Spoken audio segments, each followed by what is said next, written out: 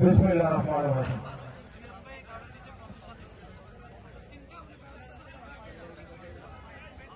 বিএনপির ভারপ্রাপ্ত চেয়ারম্যান জনাব তারেক রহমানের নির্দেশনায় সার্বিক তত্ত্বাবধানে ঢাকা মহানগর উত্তর বিএনপি কর্তৃক আয়োজিত জিয়া আন্তঃথানা ফুটবল টুর্নামেন্টে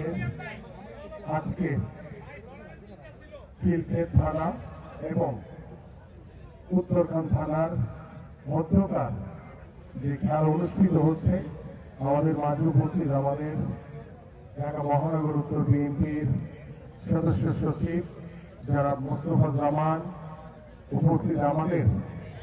কারণ আমি এখানে ফুটবল খেলা এখানে সবার নাম বলতে গেলে অনেক সময় লাগবে। আমি সংক্ষেপে বলতে চাই যে আমাদের টুর্নামেন্ট পরিচালনা কমিটির প্রধান সমন্বয়ক আক্তার হোসেন, সমন্বয়ক